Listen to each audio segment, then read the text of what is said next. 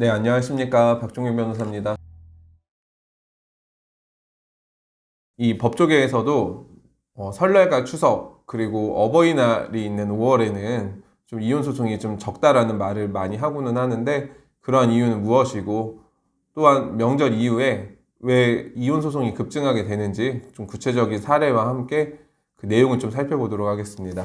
그럼 먼저 오늘의 사연을 좀 소개해 드리도록 하겠습니다. 남편과 결혼한 지 10년 된 전업주부입니다. 원래는 맞벌이를 하였는데 아이를 출산한 후 직장을 그만두고 현재는 살림과 육아에 전념하고 있습니다. 그런데 제가 일을 그만둔 이후 시어머니께서는 연락도 없이 불쑥 집에 찾아오시고, 또한 살림에 대한 지적을 하는 등 결혼 생활에 지나치게 간섭하셨고, 더군다나 아이들 앞에서 며느리인 제 험담을 하기도 하였습니다. 그렇다 보니 아이들도 할머니를 별로 좋아하지 않고 있는데요. 어느 날은 시어머니께서 연락도 없이 찾아오셨다가 허탕치고 간 적도 있다면서 저희 집에 비밀번호를 알려줄 것을 강요하기도 하였습니다. 저는 남편한테 시어머니의 행동이 좀 기분이 좋지 않다라고 말해봤지만, 남편은 시어머니가 비밀번호 그까짓 것 아는 게 어떠냐, 오히려 친해지려고 하는 건데 네가 너무 매정하다라고 말을 하고 있습니다. 남편은 시어머니가 오시면 정말 손 하나 까딱하지 않고 소파와 하나가 되어 있는데요.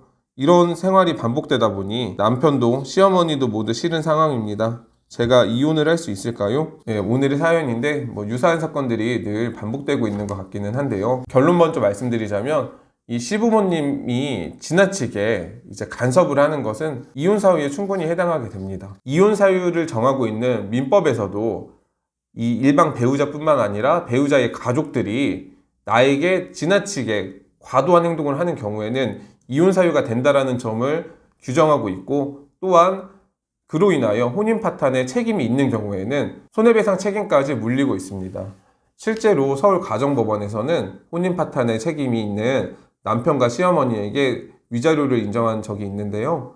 남편은 5천만 원의 위자료를, 그리고 시어머니는 그중 3천만 원에 대해서 남편과 함께 책임을 지라는 판결을 내린 적도 있습니다. 자, 그럼 이 부당한 대우라는 개념이 굉장히 포괄적이고, 또한 어떤 경우에는 이제 시부모님이 위자료 책임까지 발생하게 되는지 구체적인 예가 좀 궁금하실 것 같은데요. 사실 부당한 대우라고 하는 개념은 굉장히 추상적이기 때문에 매우 다양한 사건들을 포함한다라고 볼 수 있습니다. 대표적으로 오늘 사연에서와 같이 매일 찾아와서 살림하는 부분에 있어서 간섭을 한다던가, 심지어 냉장고를 열고 이 반찬은 썩었네, 상한 음식을 왜 우리 아들에게 먹었냐 라는 말을 계속해서 한다면, 그리고 그로 인하여 고부 갈등, 흔히 며느리와 시어머니 사이에서의 갈등이 문제가 아니라 이 갈등이 나와 남편과의 어떤 혼인 관계, 나와 남편 간의 부부 관계까지 위태롭게 한다고 하면, 이러한 경우에는 예외적으로 부부의 당사자가 아니지만 제3자인 시어머니, 이 시어머니도 아내에게 손해배상 책임이 있다라고 인정하고 있는 것입니다. 반대로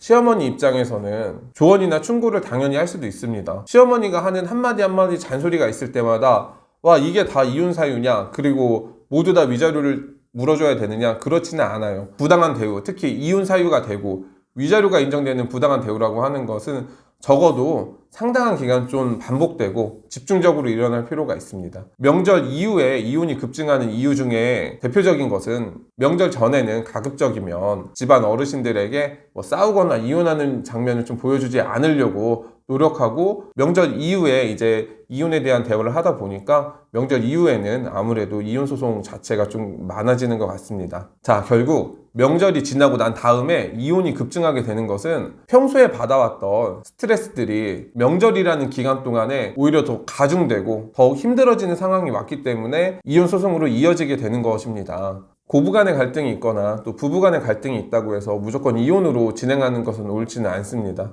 그런데 오늘 영상을 한번 살펴보시면 결국에는 흔히 말하는 고부 갈등은 단기간에 발생한 게 아니라 오랜 기간 계속해서 이어져 온 것을 볼 때 부부 사이에서 또 고부 사이에서도 어떠한 다툼이나 혹시 서운한 것들이 있으면 이런 명절을 기회로 해서 원만하게 대화로 해결하고, 또 한 가족이니까 잘 어려움을 이겨내실 수 있으면 더 좋을 것 같습니다. 고부 갈등을 겪고 계신 분들 중에 구체적인 이혼의 절차나 내가 이 이혼 소송으로 얻을 수 있는 예상되는 결과에 대하여 궁금한 점이 있으신 분들은 저희 사무실로 문의를 주시거나 뭐 유튜브 영상에 댓글로 달아주셔도 괜찮습니다. 저희들이 즉각적으로 답변을 드리도록 하겠습니다.